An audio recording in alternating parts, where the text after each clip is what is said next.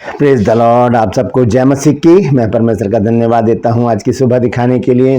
एक और दिन परमेश्वर ने हम सबके जीवन में जोड़ दिया। हम परमेश्वर को कोटि कोटि धन्यवाद दें। एक नया संदेश लेकर मैं पास्टर राजमसी आपके सम्मुख उपस्थित हूं और आप देख रहे हैं मेरा यूट्यूब चैनल जिसका नाम है ब्रदर राजमसी। मैं आपसे निवेदन करता हूं मेरे इस चैनल को सब्सक्राइब करें, बेल आइकन को दबाएं ताकि नोटिफिकेशन आपके पास पहुंचे। नया वीडियो, नई जानकारी बिना व्यवधान, बिना रुकावट आपके पास पहुंच जाए। मेरे वीडियोस को लाइक कीजिए और शेयर कीजिए और कमेंट्स बॉक्स में आकर मुझसे ज़रूर बातचीत कीजिए। Praise the Lord. आज एक बहुत ही विशेष संदेश मैं आपके सम्मुख लेकर आया हूं और ये संदेश कुछ लोगों के संदेशों के द्वारा मुझे मिला है, क्योंकि कुछ लोगों ने मुझसे प्रार्थना करवाई है, मेरी वाइफ से प्रार्थना करवाई है कि हमारे घर में शांति नहीं है। तो इस विषय पर आज हम बातचीत करेंगे कि घरों में क्यों नहीं है घरों में शांति। एक बहुत बड़ा मुद्दा है ये, क्योंकि हम जानते हैं बहुत से परिवारों में हम जाते हैं और देखते हैं वहाँ की परिस्थितियाँ बहुत विकराल हो गई हैं, बहुत परेशानी वाली हैं, बहुत चिंता कर देने वाली हैं। तो ऐसी परिस्थिति में हमें क्या करना चाहिए? हमें इस बात की जानकारी हासिल करनी चाहिए कि क्या वजह है कि घरों में शांति नहीं है। तो बने रहिए मेरे साथ, पूरा संदेश सुनिए और इसे शेयर कीजिए ताकि और भी लोग इन बातों को जान सकें। रूपर्स में आज का सवाल है आपको बताना कि हेब्रोन का पुराना नाम क्या था।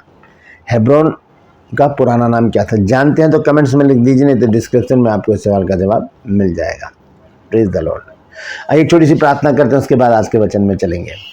प्रभु जी, मैं धन्यवाद देता हूँ आज की सुबह दिखाने के लिए और विनती करता हूँ प्रभु आज के वचन को भी शेयर करने में मेरी मदद सहायता कर।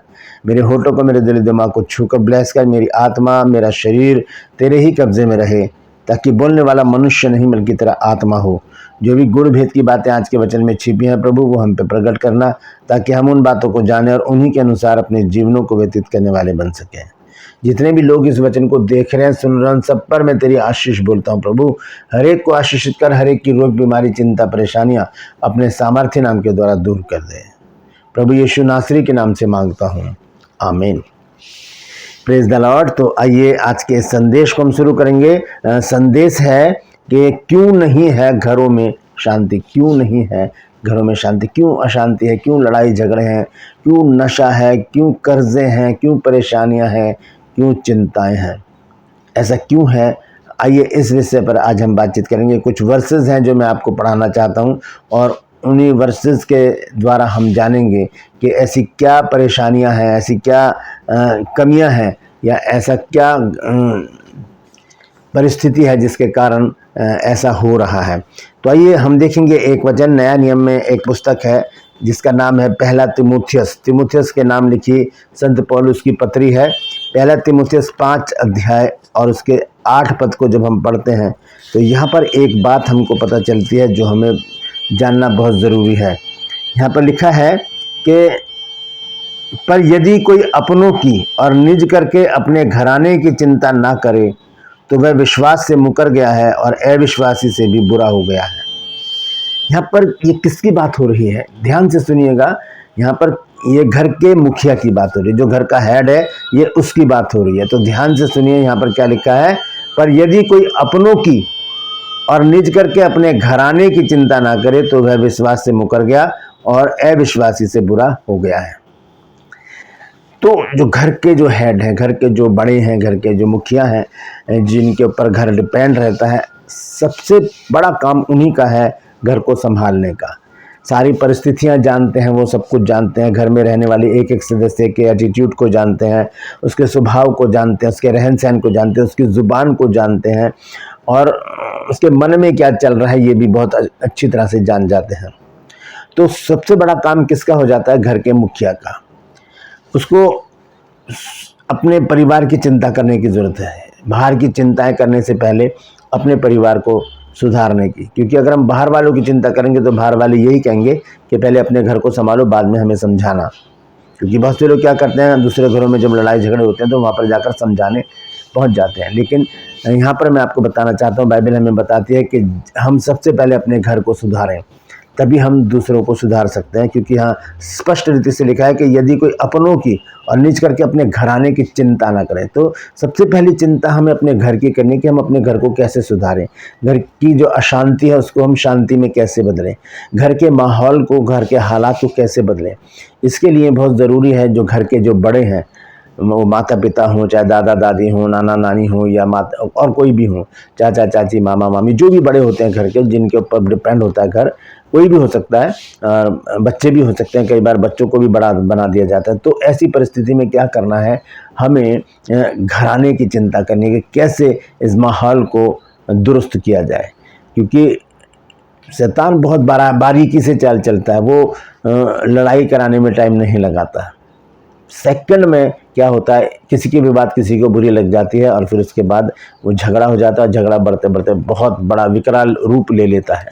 तो ऐसी परिस्थिति में घर के जो बड़े हैं उनका बड़ा दायित्व बन जाता है कि वो इस परिस्थिति को संभालें, सुधारें, क्योंकि वो एक ड्राइवर की तरह है। एक ड्राइवर की जो जिम्मेदारी होती है, एक बस में अगर आप जा रहे हैं, उसमें हज़ारों से 50 लोग बैठे हैं बस में और ड्राइवर बड़ी स्पीड में गाड़ी को लेकर जा रहे हैं, तो ड्राइवर के हाथ में सबकी जान होती है। जितने भी पैसेंजर होते हैं उनकी जिम्मेदारी ड्राइवर के ऊपर है, पायलट के ऊपर है। प्लेन में जब जा रहे होते हैं लोग, तो पायलट के हाथों में सबकी जिम्मेदारी होती है। इसी तरह से घर का जो मुखिया है उसकी जिम्मेदारी है पूरे परिवार की। उनको एक एक बात का ख्याल रखने की ज़रूरत है। हम देखते हैं बाइबल में 2 व्यक्ति ऐसे हैं जिन्होंने अपने परिवार के प्रति बहुत गंभीरता दिखाई। हम देखेंगे सबसे पहले पुराना नियम में यहोशू की पुस्तक है और उसका 24 अध्याय और उसका 15 पद। यहाँ पर देखिए यहोशू ने क्या कहा है। यहाँ लिखा है कि और यदि यहोवा की सेवा करनी तुम्हें बुरी लगे तो आज चुन लो कि तुम किसकी सेवा करोगे, चाहे उन देवताओं की जिनकी सेवा तुम्हारे पुरखा महानद के उस पार किया करते थे, और चाहे एमोरियों के देवताओं की सेवा करो जिनके देश में तुम रहते हो। परंतु अब देखिए यहोशू अपने विषय में क्या कहता है, परंतु मैं तो अपने घराने समेत यहोवा ही की सेवा नित्य करूंगा। अपने घराने, इतना कॉन्फिडेंस है उसको, इतना विश्वास है अपने घराने के ऊपर कि जैसा मैं कहूँगा वैसे ही वो करेंगे।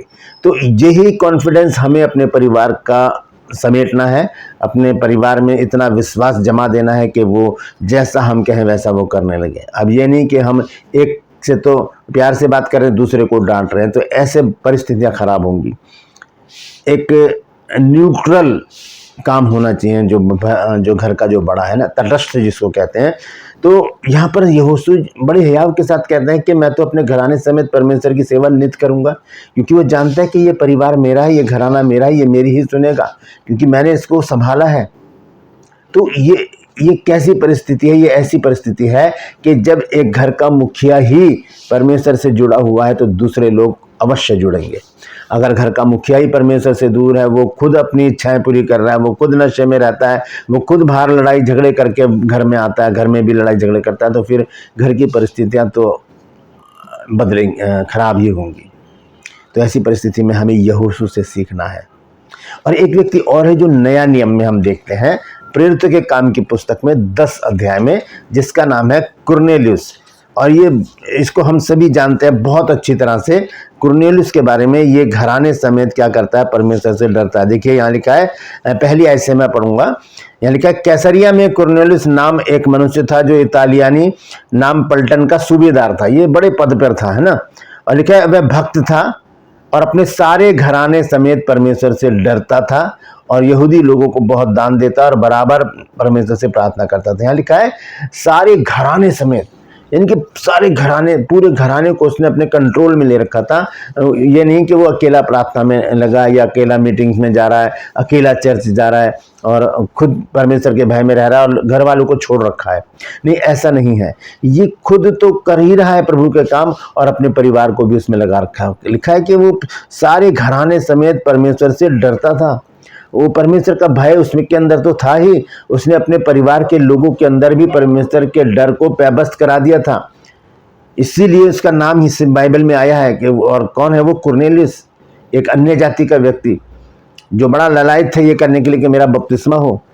और वो उपवास रखता था, प्रार्थना करता था, निरंतर प्रार्थना करता था, दान करता था, और इतना वो धार्मिक व्यक्ति था। यह यानी कि वो अकेला करता था, पूरे परिवार को करता था। तो घर की परिस्थितियां कब सुधरती हैं? जब घर का जो बड़ा होता है, जो घर का मुखिया होता है, यहोशू की तरह, कुरनेलियुस की तरह, वो घर को संभालेगा।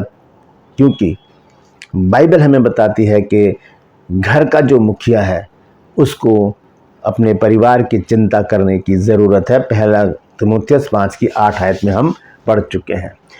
एक वचन और मैं आपसे के साथ शेयर करना चाहता हूं। भजन संहिता है 127 अध्याय, और उसका 1 और 2 पद पढ़ेंगे हम। यहां पर देखिए घर के विषय में क्या लिखा गया है। लिखा, यदि घर को यहोवा ना बनाए तो उसके बनाने वालों का परिश्रम व्यर्थ होगा, और यदि नगर की रक्षा यहोवा ना करे तो रखवाले का जागना व्यर्थ होगा। यहां पर पहले इसमें लिखा है यदि घर को यहोवा ना बनाए। अब घर यहां पर लिखा, मकान नहीं लिखा। घर जो है वो परिवार को कहा जाता है, और मकान ईंट गारे का या ईंट चूने का बनता है, ईंटों से बनाया जाता है, बिल्डिंग जिसे कहते हैं, वो मकान होता है। लेकिन यहाँ पर घर का जिक्र हो रहा है। लिखा है यदि घर को यहोवा ना बनाए। कब बनाएगा यहोवा घर को? जब घर के जो सदस्य हैं वो परमेश्वर को अपनी जिंदगी में पहला स्थान देंगे। कब देंगे पहला स्थान? जब वो रेगुलर चर्च जाएंगे, रेगुलर प्रार्थना करेंगे, रेगुलर बाइबल पढ़ेंगे, और घर में मीटिंग करवाएंगे। अपने घर में पास्टर लोगों को बुलाइए और उनसे प्रार्थना करवाइए। घर की परिस्थितियां बदलेंगी, घर में जो कमी घटियां वो खत्म होंगी, और घर की बीमारियां दूर होंगी, घर के लड़ाई झगड़े खत्म हो जाएंगे, और सब एक मन के हो जाएंगे। क्योंकि जब परमेश्वर के लोग घर में आते हैं तो कौन आता है पीछे? प्रभु यीशु मसीह। आइए देखेंगे लूका रचित सुसमाचार, उसका 10 अध्याय 1 और 2 पद। देखिए यहाँ पर लिखा है, और इन बातों के बाद प्रभु ने 70 और मनुष्य नियुक्त किए, और जिस जिस नगर और जगह को वे आप जाने पर था वहां उन्हें 2-2 करके अपने आगे भेजा। 2-2 करके अपने आगे भेजा। किसने? प्रभु यीशु मसीह ने। इसका मतलब क्या है कि जहां यीशु मसीह के 2 जन आते हैं, परमेश्वर के लोग जहां पर आते हैं, पीछे पीछे वहां पर यीशु मसीह भी उस घर में प्रवेश करते हैं। तो घर में मीटिंग रखना, घर में प्रार्थना करवाना बहुत ज़रूरी है। क्योंकि जब हम घर में मीटिंग करवाते हैं, लोग इकट्ठे होते हैं, वहाँ पर भजन होते हैं, कीर्तन होता है, और परमेश्वर की आराधना स्तुति होती है, तब क्या होता है? नेगेटिविटी खत्म हो जाती है, शैतानियत खत्म हो जाती है, शैतान के काम खत्म हो जाते हैं। वहाँ पर एक आत्मिक वातावरण बन जाता है। और जब वचन खुलता है तो वचन के द्वारा क्या होता है? वो प्रकाश उस घर में आता है जिसकी ज़रूरत उस घर को होती है। क्योंकि भजन संहिता 119 अध्याय और उसके 30 पद में लिखा है कि तेरी बातों के खुलने से प्रकाश होता है और उससे भोले लोग समझ प्राप्त करते हैं। तो जब बाइबल खुलेगी घर में, पास्टर लोग आएंगे घर में, तो साथ में यीशु मसीह भी आएंगे। और यीशु मसीह कभी भी खाली हाथ नहीं आते। वो सुख, चैन, शांति, आराम, प्रेम सब कुछ लेकर आते हैं, आशीषें लेकर आते हैं, उद्धार लेकर आते हैं, छुटकारा, क्षमा लेकर आते हैं, ताकि हम लोग सुरक्षित रह सकें, प्यार मोहब्बत से रह सकें और परमेश्वर की महिमा कर सकें। तो अपने घर में जब लिखा है भजन संहिता 127 की पहली आयत में कि यदि घर को यहोवा ना बनाए तो बनाने वालों का परिश्रम व्यर्थ होगा। एक परिवार को परमेश्वर बनाकर स्थिर करता है, और उसको अगर परमेश्वर ना बनाए तो हमारी भी मेहनत बेकार जाएगी। इसीलिए कुरनेलियुस ने क्या कहा, क्या किया? अपने घराने समेत परमेश्वर से डरता रहा ताकि वो घर बना रहे। यहोशू ने क्या कहा कि मैं तो अपने घराने समेत परमेश्वर की सेवा नित्य करता रहूँगा। आप भी कहिए कि मैं अपने घराने समेत परमेश्वर की सेवा नित्य करती रहूँगी। मैं अपने घराने समेत परमेश्वर की सेवा नित्य करता रहूँगा। जब परमेश्वर हमारे घर में होगा तो शैतान वहाँ पर नहीं होगा। जब परमेश्वर हमारे घर में होगा तो शैतानियत उस घर में नहीं होगी। ज़रूरत किस बात की है? एक बात की है। आइए देखेंगे 2 पद और मैं पढ़वाऊंगा आपसे, फिर उसके बाद मैं समाप्त करूंगा। इब्रानियों जब हम पढ़ते हैं 3 अध्याय और उसका 7 पद, तो देखिए क्या लिखा है। यहाँ पर लिखा है, सो जैसा पवित्र आत्मा कहता है कि यदि आज तुम उसका शब्द सुनो तो अपने मन को कठोर न करो, जैसा कि क्रोध दिलाने के समय और परीक्षा के दिन जंगल में किया था। आज यदि हम उसका शब्द सुने तो अपने मन को कठोर ना करें, क्योंकि प्रभु यीशु मसीह द्वार पर खड़े हुए खटखटाते हैं। लिखा है ना प्रकाशित वाक्य 3 अध्याय और उसके 20 पद में। देखिए ये वो आयत है जो मैंने आपको बताया कि मैं एक आयत और पढ़वाऊंगा। प्रकाशित वाक्य 3 अध्याय और इसके 20 पद में यीशु मसीह ने कहा कि देख मैं द्वार पर खड़ा हुआ खटखटाता हूं। यहाँ लिखा है 20 आयत में, देख मैं द्वार पर खड़ा हुआ खटखटाता हूं, यदि कोई मेरा शब्द सुनकर द्वार खोलेगा तो मैं उसके पास भीतर आकर उसके साथ भोजन करूंगा और वो मेरे साथ। दोस्तों, प्रभु यीशु मसीह की उपस्थिति हमारे घर में बहुत ज़रूरी है। उसकी उपस्थिति कब होगी? जब हम एक मन एक चित्त एक आत्मा होकर पूरा परिवार उससे लिपटे रहेंगे, उससे प्रार्थना करेंगे, उसके वचन को पढ़ेंगे। और घर का मुखिया इस बात को देखेगा कि घर में पास्टर लोगों को, परमेश्वर के दास दासियों को बुलाना ज़रूरी है, क्योंकि उनके साथ यीशु मसीह का आना लाजिमी है, जैसे कि हमने लूका 10 अध्याय में पढ़ा है। तो हमारे पास समय है कि हम अपने घर को सुधार लें। आज हमारे पास समय है कि हम अपने घर की परिस्थितियों को सुधारें। वो हम सब के हाथ में है, सिर्फ मुखिया के हाथ में नहीं। घर के और भी जो सदस्य हैं उनका भी दायित्व बनता है कि घर को सुधारने का प्रयास करें और परमेश्वर से लिपटे रहें, क्योंकि जहाँ परमेश्वर है वहाँ शांति है, वहाँ पर प्रेम है, वहाँ पर भलाई है, वहाँ पर मेल मिलाप है। Praise the Lord. परमेश्वर इन वचनों के द्वारा हम सबको आशीष दे। यदि आज आपने कुछ नया सीखा है तो कमेंट्स में ज़रूर लिखिए और इस वचन को शेयर कीजिए ताकि और भी लोग इन बातों को जान सकें। ट्रू पर्स में आपका सवाल है कि हिब्रोन का पुराना नाम क्या था? जानते हैं तो कमेंट्स में लिख दीजिए, नहीं तो डिस्क्रिप्शन में आपके सवाल का जवाब मिल जाएगा।